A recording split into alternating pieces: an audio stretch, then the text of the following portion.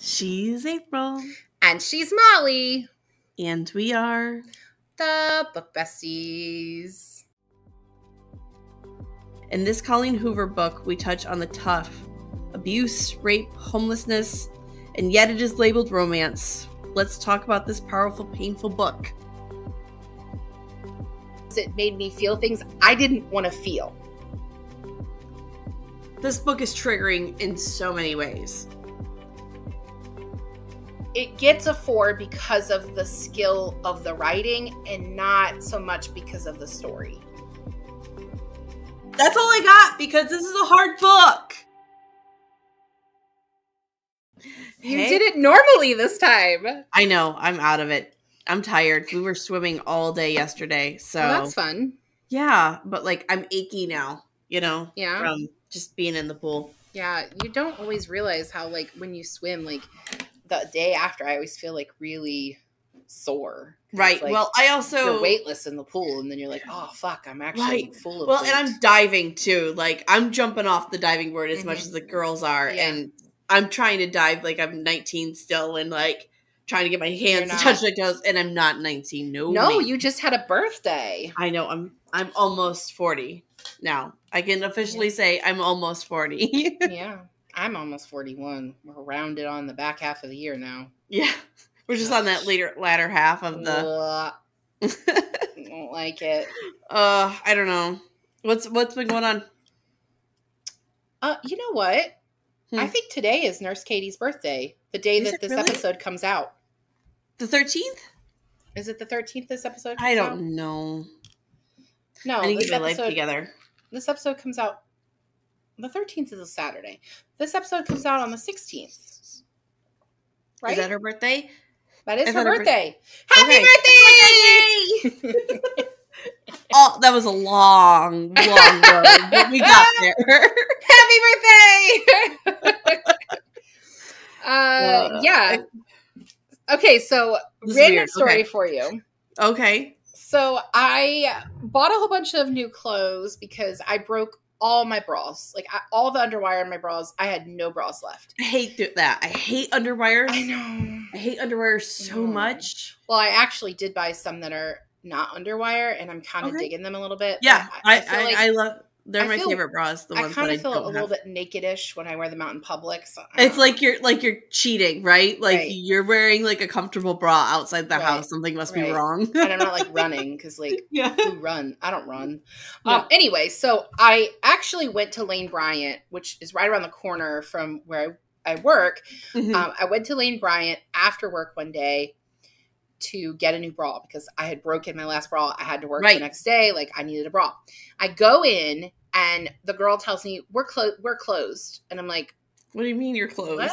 It says that you close at 8. And she's like, well, we're just having staffing issues. So we're closing early tonight. And I was like, look, I understand that you're closed. And I really hate it when people stay past close. But like I broke the last underwire on my bra. If I don't have a bra, I can't go to work tomorrow. And she's like, well, you can still shop. And I was like, you just said you were closed. She was like, yeah, well, you can still shop. And I'm like, okay, well, this is dumb, but I'll go ahead and shop. So I find a bra and I'm like, can I try this on? Because I have a weird bra size, and I don't care what woman is listening to this podcast. We all have weird bra sizes. They're not actually made. Seriously. Like they're not tailor-made for women. They're just, know. And this whole, you can go up a size or down a size, whatever. This is nonsense to me. So she was like, oh, no, the dressing rooms are closed because we're closed. And I was like, why are you letting me shop if you're closed? 3 more women have come in since I've been standing at this bra rack. Like, I don't understand this. So I'm like, okay, well, I'm just going to buy this one. And if it doesn't fit, can I bring it back tomorrow? And I'm also thinking to myself, I might be wearing this bra to work and then have to return it because I have no other bras. Right. And she was like, yeah, we're going to be open until, our normal closing tomorrow. And I was like, okay. Like, because like today you're open to your normal closing time. Right. So this is a really long story, but I promise it'll be worth it. It's got a punchline. I got It'll be worth it. So I go up to the register and I go to check out, and it turns out that it isn't that they're having staffing issues. The AC was off. They were having HVAC issues. And like, it did feel hot in there, but I don't really think of anything of it. It's 100 degrees outside. Like, you know, whatever. And the person who was checking me out, I was like, oh, so do you think you're going to be open tomorrow? And she's like, well, it's 82 degrees in here right now, and we have the right to close the store when it gets this hot. And I was like, I wasn't questioning that. I'm just asking, are you going to be open tomorrow? So she wasn't sure, but they were having a bra sale for $35. So I was like, well, I'm not passing the sale up. So I'm just going to go online and I'm just going to buy a shit ton of bras.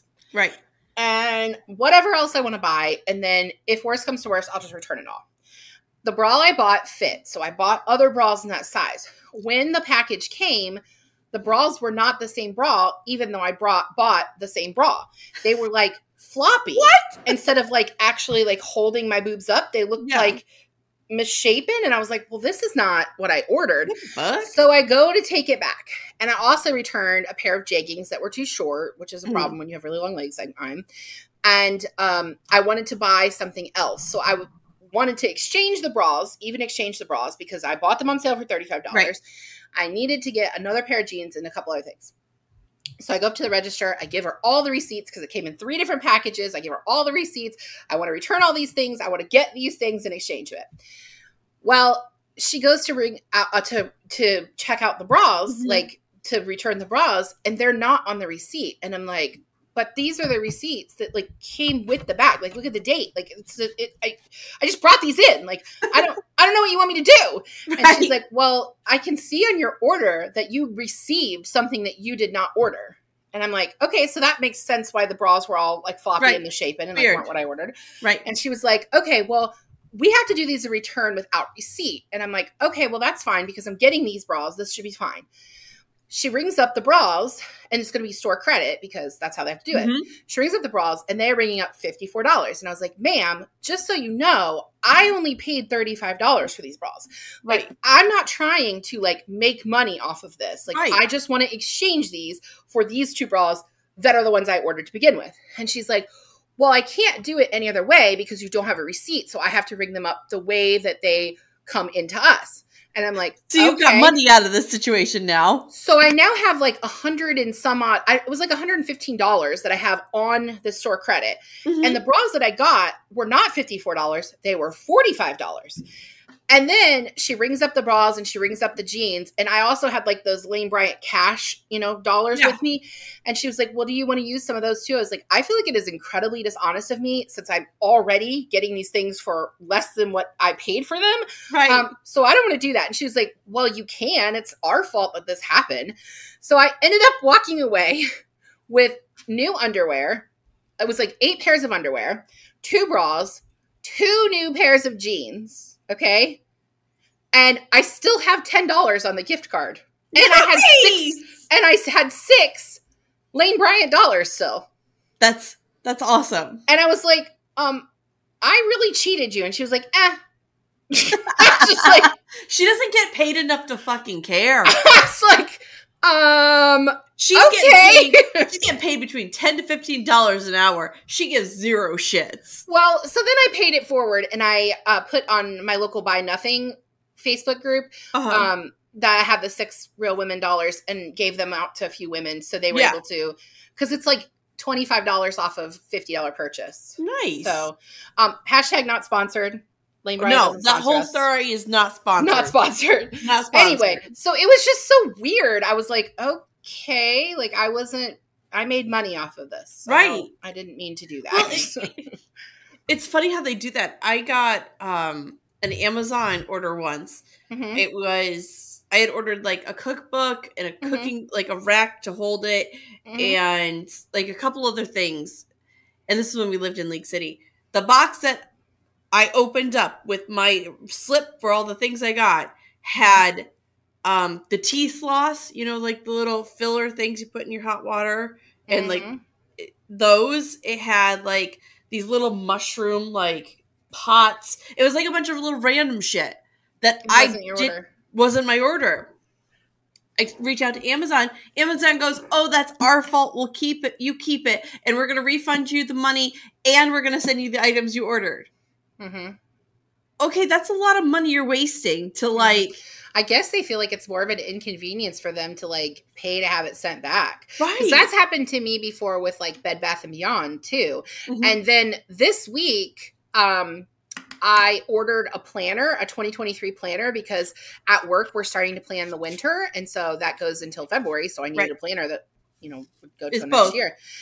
And I ordered one planner and received 3 because they didn't break the package open. It actually had a label on it that said, distributor break open for individual product sale. That's their fault. So I messaged on Amazon. I was like, I don't want to charge trees. So what am I supposed to do with them? They're like, well, they're yours to keep. James was all excited. He was like, you could plan for 3 years, Mommy. I was like, but I can't because they're all 2023. So I just decided good looking out, James. We'll just move everything a day. We'll ship it all a day. All a day. Except that one of those years, 2024, we'd have to move it 2 days because that'll be a leap year. But I'm just going to take them to work. I have a couple staff members that wanted planners, and so I'm just going to give them to them instead of the library buying them. But anyway, so that's my random fucking story that took 10 minutes of this episode. So let's talk about this week's book. This week's book is It Ends With Us by Colleen Hoover. Man, this is a heavy book. Okay. Yeah. So I want to start with a trigger warning for our listeners that are, this book covers domestic violence. And we're okay with you skipping this episode. Yeah. I'm also going to include in here, right now, I'm going to say the number in the website. I'm going to say it at the end of this episode, and it's going to be in the notes for domestic hotline violence. And we've posted this for you all before as well. Yes. The National Domestic Violence Hotline is 1-800-799-7233. And the website is thehotline.org. And they have an emergency red X on their website. So if you're on their website and you click that X, it automatically goes back to your Google home screen. Or whatever website browser you use. And with that, let's do a synopsis. God, this is going to be a rough book. Episode. Yes. Lily Bloom's life is finally falling into place. She has opened an amazing flower shop. She is in the city of her dreams, Boston, and has the best friend a girl could ask for, and a hunk of a husband. There's just one catch. Ryle just can't seem to keep his cool, and Lily always becomes the output of that anchor. In this Colleen Hoover book, we touch on the tough abuse, rape, homelessness, and yet it is labeled romance. Let's talk about this powerful, painful book. I didn't know how I struggled writing that synopsis. I'm not going to lie. It was honestly, this book was on both of our lists because it was such a big social media presence. But I do not envy you for being the person who is actually leading this episode. No. So that actually leads perfectly into my first question. This is a all caps viral book. 100%. It has been all over the socials since the pandemic started. Can you see why? Do you agree with the mass readers? Is it everything the hype says it is? So, before we jump into story, like yes and no. So I think what's interesting about Bookstagram and Book Talk is how they are sort of defining what is selling right now. Colleen Hoover is considered new adult. She has written many books. Many books. And I find it very ironic that they are located in the romance section because this is the only one of hers that I've read, but just reading the synopsis of other books, like the summary that's on the back of the book or whatever, what you read on Goodreads, she doesn't write romance. She writes very realistic fiction. Extremely realistic realistic fiction. I think that what so many people who are liking this book and turning it into the viral sensation, I think they like the darkness. Because I don't know, because I'm not on TikTok. I run our Instagram, you run our TikTok. I see so many people that are posting dark romance and in my opinion, that's not for me. Like, I don't want to read a book where he chokes her or I don't. I don't pins her up against the wall and rips her skirt off. Like, I don't. If that's your thing, I'm happy for you, but like that's not my thing. Nope. And I think violence is a hard pass for me. It's for me too. So I think that's maybe where this is coming from partially. But the other part of this is, as much as this book is hard, she is a really good fucking writer. Oh my gosh. So it's really hard to say that. And I know this is something we're going to talk about later, but the reason I struggled with this book is because it made me feel things I didn't want to feel. Only a really, really good writer could do that.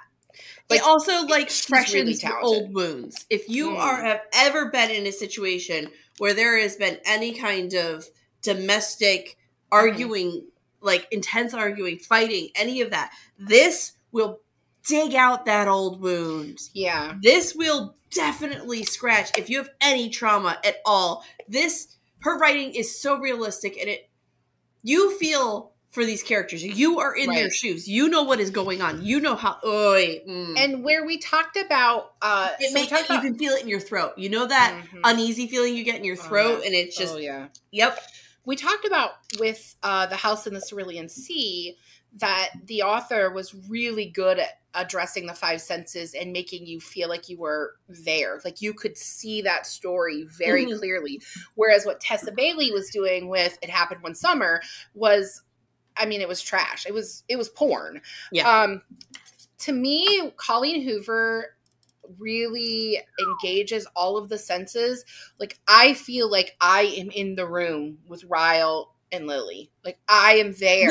And I am terrified for her. This is personal. This is it's like you're not supposed to be there. It's uncomfortable. It's so the whole book's uncomfortably intimate. It's so uncomfortable. And I don't know that I would read her again because it's I don't triggering. I don't read besides John Green, #John Green till he comes on. John Green never sees until he's on. John Green never sees until he comes on. I don't read a lot of books that make me cry. Now, The Fault in Our Stars, I literally was sobbing next to Tom that he woke up and was like, "Are you okay?" But I cried in the shower with this book. Yeah. I listened to the end of this book while I was showering and was sobbing. Yeah. And I don't read a lot of books that make me cry. So it was hard for me. I do, but. And I have a friend that really likes Colleen Hoover, that's her favorite author. She's also younger than us. She's, just 30. Yeah. And I think that Colleen Hoover has really cornered the market in the new adult. Good for her. And she has a very, very strong following. She does. They're ride or die. And it's not because of her writing that I wouldn't read her again, because like I said, she is a really skilled writer. She's very talented. And the words she writes are beautiful and haunting and wonderful. But I don't read that type of book. So I probably won't read her again. It's just too triggering.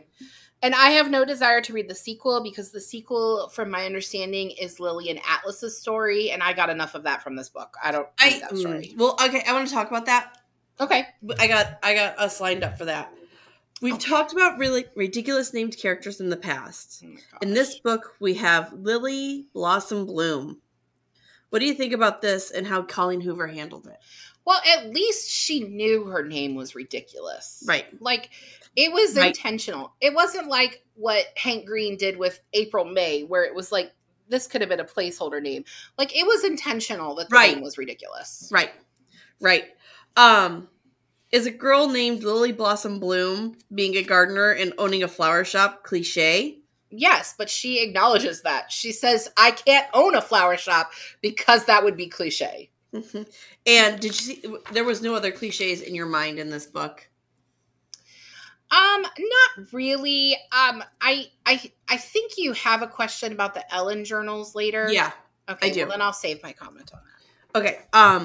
This book is triggering in so many ways. So triggering. So many ways. I want to talk about Lily's childhood and her life pre-Boston. What did you think of the choice of putting these flashback journals via journal entries / letters to Ellen DeGeneres? I thought that was the most ridiculous pandering part of this book. Like, I actually read an interview with Colleen Hoover after, and she talked about how people think that was like pandering, but she's just really a fan of the Ellen show. And I'm just like, nah, bro. No. And then, like, also Ellen doesn't have a good rap right now. Like, she's kind of, you know, she's, But no, I thought that was ridiculous. Even for a high schooler, like, hi, Ellen. Ugh. And the narrator, whenever she would do the little kid elementary voice, kid. Not. Yeah, it was too young. It took me a while to push that she was going from into. She was 16, right? Like, I didn't believe she was 16. And Lily, when she's marrying Ryle, is in her. She's 23. Yeah, so she wouldn't. 25. No, I think she's 23 or 24, maybe 25. But anyway, she's still not going to sound that much different than what she did at 16. No. You're going to sound the same. Yeah. So that was a struggle for me. So this book is a comment. What did you think about Ellen? Oh, I think it's ridiculous. And then at the end, her daughter has Dory as a middle name. Dumb. So dumb. It's so dumb. I mean, I guess because like. Yeah, that's a little cliche. I guess because, like, her life motto was just keep swimming. But I mean, I can't believe Ryle let her get away with that. To play devil's advocate, this is a really heavy book, and using Ellen and all of this as a breaker and kind of a moment kind of makes the book a little lighter. Yes, but I don't think you need the Atlas story at all. Okay, well, I want to talk about that. Okay. I want to talk about that. I was trying to talk about that. I know, but I have an order. I swear, I do. I read your order. I'm still not sure what it is, but it's fine. Trust the process. Trust the process. I'll do my best. This book is a comment on cycle of abuse and how we tend to mirror relationships we see. The title says it all. What do you think about these choices by the author? So there is an author's note at the end. Yes. And Colleen Hoover talks. Is it in the physical book or is it only in the audiobook? I assume it's in the physical book. Yeah. It is note from the author. Yes. So yes, it is. She talks about how her earliest memory was watching her dad abuse her mom, and that her mom left her dad, and that she had a great relationship with her dad growing up. He never was abusive to her. Her mom never, like, talked about the abuse and made it seem like he was a bad guy because he was a good dad. And so, like, I sort of get the whole, like, ending the cycle of, I mean, obviously I get the ending the cycle of abuse. Like, I'm trying to end that with my family too, you know? Right. Exactly. But, what was the question? I lost it. I said that this was a comment on cycle of abuse and mirroring of relationships. The title says it all. What do you think about these choices by the author? So I think it was intentional. So I think this was a healing book for her. Like, I think it was a chance for her to heal. Absolutely. But I also think that the choices that she made, and again, I know we're going to talk about this later, but the choice with Atlas being like a counter to, like, being a foil to Ryle, I just don't think that was necessary. The story of her childhood and knowing that her dad was so severely, I mean, he raped her mom. Raped her mom. Like, he beat her constantly, and at least on one occasion hurt Lily as well. Like, that was enough to cement the fact that she wouldn't want to carry that on in her adult life. Fact. She didn't need Ryle to remind. She didn't need Atlas to remind her. She didn't need Atlas. No. I mean, her dad was the mayor, right? Like, that was fucking trippy. Her dad's the mayor. It just shows how much power he has, right? And then we go to her marrying a neurosurgeon. I mean, and I was listening to it in the car with Matt, and I looked at it and go, you don't need an ER when you're husband's a neurosurgeon. You know, he could beat the fuck out of her and fix her up himself. Right? Like, right. Okay, so let's get into the Atlas Lily. Okay, so I want to talk about Lily and Atlas's relationship. We start off and he is just a boy on a bus who lives in an abandoned house to being one of the best chefs in Boston. What do you think of him, storyline, and was it important for Lily? I mean, it's a cool story. He goes from being homeless, he joins the army, he becomes a cook in the army. Marine Corps. He was a Marine. Okay, Marine Corps. He joined the Marines and he becomes a cook, and then he opens a restaurant in Boston that ends up being this like smash sensation. Right. That's a great story. I don't think it was necessary to this book. I don't think that you needed him. Like I said, you don't need him as a foil to Ryle. No. That she had this good relationship when she was a teenager. Right. And she didn't need him as a crutch either when she was a teenager. And I really was bothered by the fact that, and I understand that Atlas grew up in an abusive home too, so he was dealing with his own issues of self-worth. But I don't like the idea that he was like, I'll come back for you when I'm worthy of you. And like, she hung on to that. And maybe you can get away with it because they're both in their early 20s, and maybe you can get away with that stuff in your early 20s. But like, when I'm reading this, I kept forgetting that she was only in her early 20s. Yeah. I kept forgetting. And to me, you just don't hold on to that stuff when you're in your 30s and 40s. Like, you just don't. No. If you're still waiting around for a guy that told you he'd come back for you when you were 16 and you're 40, he ain't coming back. Honey. Time's up, honey. He ain't coming back. He ain't. I just didn't think you needed Atlas's story. I know that they wanted that to be the trauma for her, that like her dad beat Atlas, but right. And that's, you know, and that she needed to see, I think she needed to see that her dad was going to fuck everyone up. Right. I think that was the finality of Atlas getting beat by her dad. Right. And I don't like that Atlas was this crutch that she had to have. She couldn't leave a man without, you know, Atlas. She had to like that, and that whole poker scene, it just felt unnecessary. It was all unnecessary. So unnecessary. Right? And then at the end of the book, you know, spoilers here, at the end of the book, she comes back to meet, running into him again. And like, they're back together, happy endings, blah, blah, blah. There's a sequel to this book that's coming out in October, and it's their story, Lily and Atlas. It starts where this book ends.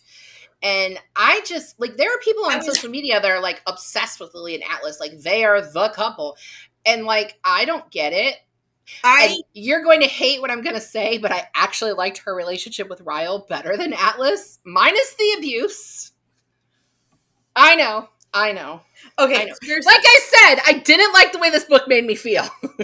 I need to pull my mic over because I have something really controversial I'm about to say. Okay.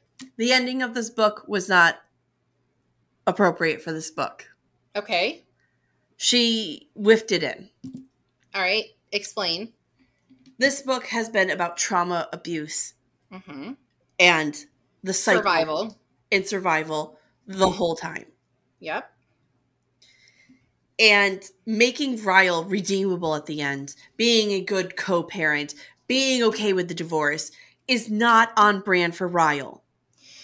And I feel like if Ryle had any inkling at all that man was still in his ex-wife's life, he would kill her, himself, and that baby.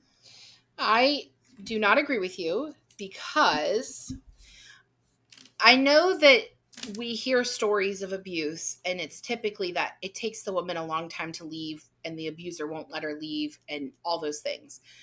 But Ryle left before this happened. He left before she left him. When she was pregnant, when he beat her to the fact that Atlas had to take her to the hospital, he realized he really fucked up. He didn't want to be that person anymore, so he left. He left her in the apartment. He went over to England. Then when he came back, he left. But he's not doing anything to change it. He's not in therapy. He is, though. He is in therapy. He was in therapy. He talked about how he was in therapy. It was one of the things he talked about was therapist. He had been in therapy since he was a little kid when he accidentally killed his brother. And I don't believe that story for a second. I don't think it was ever an accident. Oh, I do. I don't. And I think that that's what broke him. The way that Alyssa is cagey about it and the way she talks about it, there's more to that story. She watched her brother shoot her brother. Like, that's but tragic. But I honestly think that Colleen Hoover was using the story of her own life to create Ryle insofar as he would be okay with, I'm just the dad. And it wouldn't be easy for him, but he would let it go. Right. Because, and the truth is, her mom alludes to this. Her mom alludes to this because her mom says, if he really loves you, he wouldn't want you to take him back. Right. He would know he's not good for you. Right. And I think that is what Ryle, I actually think, I know he's abusive to Lily. I know that that's not something that's probably ever going to change. He was going to continue to be abusive forever. But I actually don't think he's a bad guy. That's why I didn't like this book, because it made me think an abuser could be could be redeemable and could be a good guy. And like, I hated feeling that way because that's not normal. Like if Tom ever hit me, which I know he never would, he's not that kind of person. If he ever hit me, like that would be it. I would be like, boys, come on, let's go in the car. We're peacing out. See you later. Like, it wouldn't be me throwing him out. I would just pack up all our shit and we would go. Yeah. That would be it. But the first time he hit her, the first time he pushed her in this book, I was like, oh, she's going to leave him. And then as she's justifying what happened, well, that is such a... I was rationalizing with her, Molly. Like, I was doing it. That's how good this writing was, that I was able to say, well, Ryle's really not a bad guy. Mm. But I do think that the ending was a little bit of a throwaway. It ended so abruptly. Was it? Yeah. Did you feel the ending was believable? Yes, I did. Because of the character that she built Ryle and Lily to be, the character she built them to be. Mm-hmm. I didn't love the idea that she's running after Atlas. Like, I don't feel like it needs to be Ryle or Atlas. Like, I don't feel like that needs to be a thing. There doesn't need to be teams here. It doesn't need... Okay, I am a girl that loves a love triangle. I love a love triangle. Word. Damn it, Twilight, and the ways it made me love triangles. But this book did not need to be a love triangle. What did you think of Ryle's relationship with his sister? I actually really liked how close they were. And I liked that that Alyssa... Was that her name, Alyssa? It's spelled Allysa. Alisa? Yes. Alisa? Alisa. They say it Alisa in the audiobook, but the spelling is the same as my cousin's name, which is Alyssa. But anyway, Alisa has a good relationship with her brother, and I like that. But I also like that when Lily tells her the truth, she's like, if you ever go back to him, I will never forgive you. He does not deserve it. What I love is she's like, I love my brother, but I love my best friend more. Yeah. And my best friend needs to... He can't do this to you. No, this is unacceptable. And he knows that. I know that. We all know that. Mm-hmm. I thought their whole, like, the fact that his best friend was Elisa's husband was just weird. It is so weird. I feel like it felt so young millennial, Gen Z. It felt convenient. Yeah, I guess. I mean, you gotta... They're from a small town in the Midwest, so that stuff happens a lot. I mean, yeah. Well, you gotta find a way to tie that story together somehow. Mm-hmm. I'm out. That's all my questions, because this is a rough book, and I struggled to write. We've only talked for 30 minutes, and 10 of those were me talking about Lane Bryant. You can't be done. That's all I got, because this is a hard book. Okay, well, I told you to read the questions. I did read the questions. I felt like they were okay. I just didn't realize our discussion would end so shortly. Okay, so, like, I feel like we need to talk a little bit more about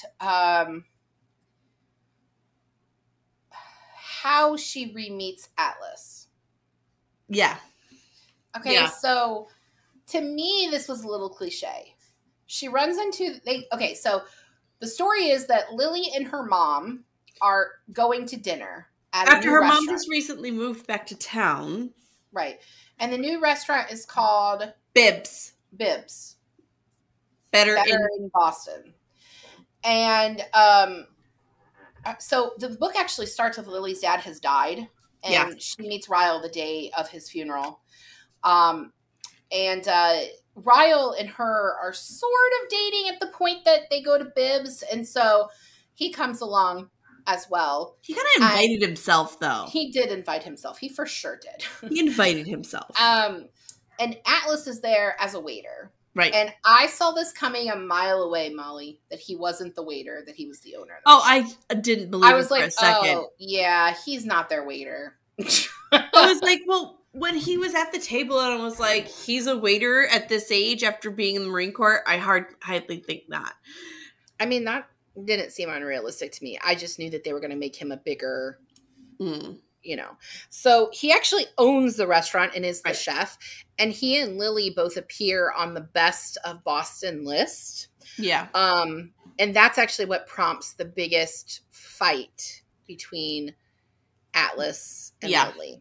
So their niece is born because Elisa has her daughter, and they go to the hospital, and Ryle comes home, and Lily stays at the hospital longer, and then when she comes home, that's when Ryle realizes that the magnet she has was from Atlas.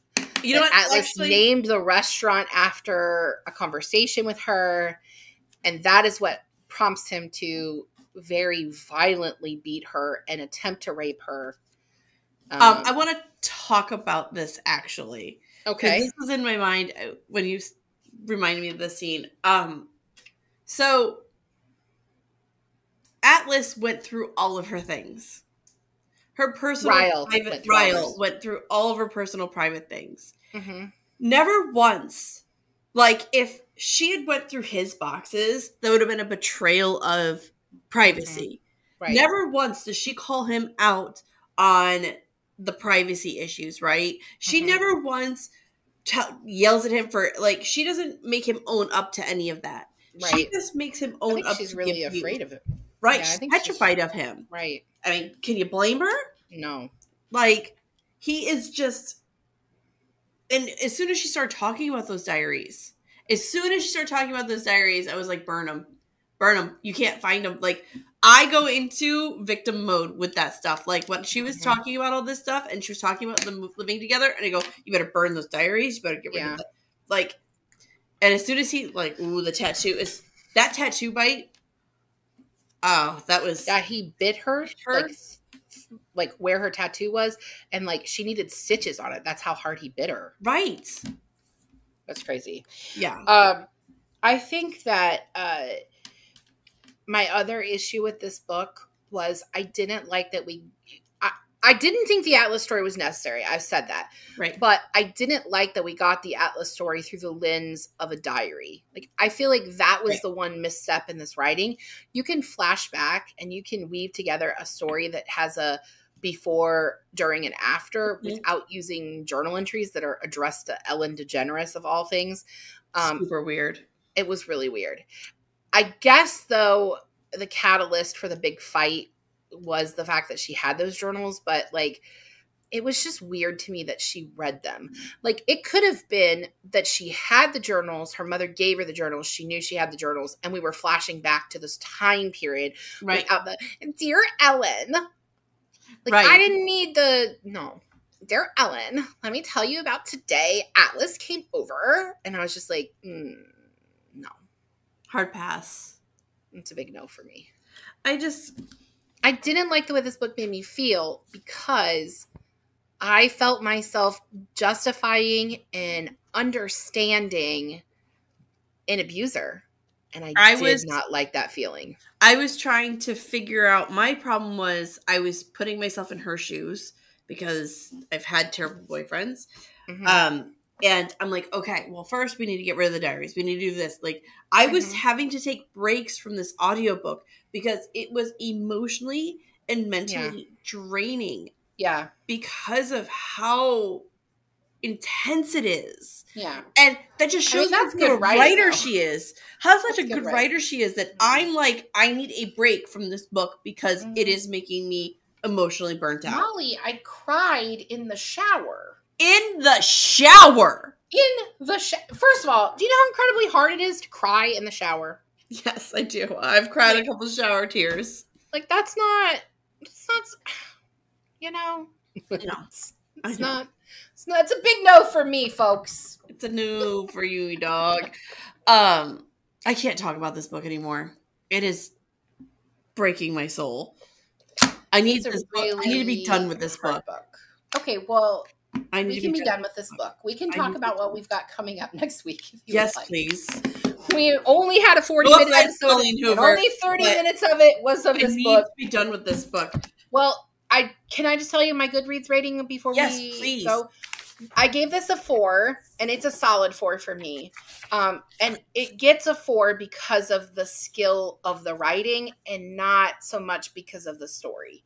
Like, the writing is so incredibly skilled and makes you feel things that you are uncomfortable feeling. And that's the 4 for me. I don't think the Atlas story was necessary. Mm-hmm. And all these people who are on social media who are talking about like Atlas and Lily are like the best couple and they're all waiting. It starts with us. Like, that's not me. Like, I don't think that relationship was needed in this book. But it was a very good story. I don't know that I'll read her again, but I did add a few of hers that were recommended to my Goodreads TBR. I don't know. It's a hard read. I want to read the sequel just because I don't like unfinished stories. I'm okay with it being unfinished. She didn't release a sequel. Like, this book came out in what year? 16. Okay, so she's releasing a sequel now because it's a popular book. Yeah. Oh, it is being made into a movie. There is a script. I don't think that the movie has been cast yet, but she has been talking about on social media that the movie is the IMDb, huh? Yeah, let's see. I do know that there's a script, but I don't think that it's been cast yet. Let's see it. Well, it's already in IMDb.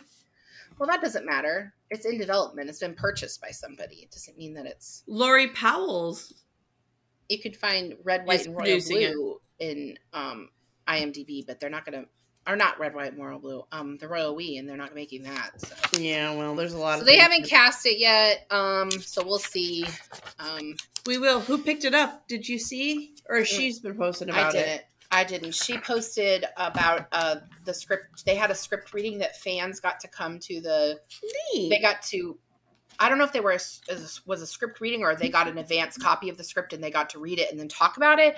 But Colleen Hoover is attached to writing or at least contributing to the script, which means that it'll follow. I mean, I don't trust when a major production company just buys the script and doesn't want the author involved. You know what's weird though? John Green hasn't been involved in any of his, and except for Turtles. No, he's been involved as like a producer and a cameo appearance, but he's not writing the scripts. Oh, right, but he's involved still. I mean, like when they cut the author out completely, that's what tweaks me out. I like it when the author's involved in the writing. But me too. Anyway. All right, so next week we are talking about this book, The Night Circus by Erin Morgenstern. And this book, the cover is beautiful. You have the hardback as well. I do. It's the paperback is also really beautiful. There's all these really cool like lines and like stars and all sorts of stuff. So definitely pick up the physical book. One thing I can say, if you are reading along with us, the audiobook for this, I listened to it. It is narrated by Jim Dale. Yay! Who narrates Harry Potter. So I do have a slight criticism, Jim Dale. We'll talk about that next week in his covering of this book. But you will want to look through the physical book because there are some parts that skip around and it can be a little confusing. Well, the storyline goes everywhere, right? There's so many characters and storylines. There's a lot of different storylines that weave together at the climax. So they all are important, but you don't understand how. It's like those movies, the Valentine's Day, New Year's Eve movies. Sure. Those you know what I'm talking about? Terrible movies and terrible examples. But yes, it's the same thing. They all weave together somehow. Yes. Yes. And then we are ending the month with a copy of a book we don't have. So insert book which here. Which one? It is, do you have the book? No, not that one. Murder? No. We're ending the month with the Book of Lost Names, which I started today. Absolutely not. Neither one of us have it. We are listening to the audiobook version. So, insert cover here. I don't think Tom will actually do it, but insert cover here. And then we are kicking off September. Next week, by the way, we will the week this episode comes out, we will release a carousel of all of our September books. But we want to talk to you about our first September book, which is this one here, A Good Girl's Guide to Murder by Holly Jackson. And I'm about halfway through this right now. And we have a special guest for that episode. We have Alexa, who goes by @CozyReads on Instagram and TikTok. She has over 11,000 followers on Instagram. Cozy Blanket Reads? Yeah, Cozy Blanket Reads. That's what I said, right? I don't know. I was double checking. She has over 11,000 followers on Instagram. I'm not sure how many she has on TikTok since I'm not on TikTok. Molly can look that up for you, but I'm not sure. But here's the thing, guys. We're so excited to have her, but when I invited her to come on the podcast, she didn't have 11,000 followers. So now I'm like really intimidated because she was more like our speed when I was like, hey, do you want to come on the podcast? And now she's like internet famous and, Yeah, but I'm a little intimidated. But she's very sweet. She lives in Canada, so she'll be our first out of the U.S. guest. I mean, she's really great. So I'm excited to read this book and talk about it with her. And then you can find out the rest of the September reads in the carousel that'll be posted this week. On Insta. Oh, I can post it on TikTok now. Facebook. And I can post it on TikTok now. Oh, so it'll be on TikTok as well. Why is TikTok trying to just be Instagram all of a sudden? I don't know. First Instagram tried to be TikTok, and now TikTok's like, I'll go ahead and be Instagram. Because maybe it's mad that Instagram Reels is doing so well. I don't know that it is, though. I mean... Hashtag not sponsored. All right, guys. We need to get out of this horrible, odd, awkward, sad book episode. We did 2 really hard books in a row. We did. This is why I read. We both have taken after this book. We both have taken non-pod. Yes, I read another Emily Henry book because I was like, nope. I'm reading Happy Romance. I'm reading. What am I reading? I am currently in the middle of Delilah Green Doesn't Care. Well, that sounds awesome. It's a I read Book Lovers. Huh? I read Book Lovers by Emily Henry. Nice. And I'm putting that on next season. I'm probably going to be putting this on. It's super cute. We should do another Pride Month in June. I would love to do another Pride Month. Great. I think we should definitely do romance in February, and I'll do a better job picking my books. What? You mean the hot fisherman that likes boobies is not enough for you? I meant the fact that I picked Eleanor and Park for romance. Which was romantic, but it was not the speed we were going for. No, it was a different kind of romance. All right. Oh, hey, one more thing. If you are a fan of Allie Hazelwood and her book, The Love Hypothesis, which we covered in season 2, she released a bonus chapter. All you gotta do is sign up for her. The chapter, wink, wink, nudge, nudge, from Adam's point of view. It is fucking hot. All you gotta do is go sign up for her newsletter. I will put the link in the description. Yeah. And you will get a password. You will get a password. Which I haven't got a chance to read it yet because we've been so busy. And she has a new book coming out this month. I forgot the title, but insert title here. Thanks, Tom. And also I received my advanced early purchase of husband material, so I plan to read that one. The sequel to boyfriend material is out. I surprised myself. I forgot I pre-ordered it. It came in a box with a couple books, and I was like, woohoo!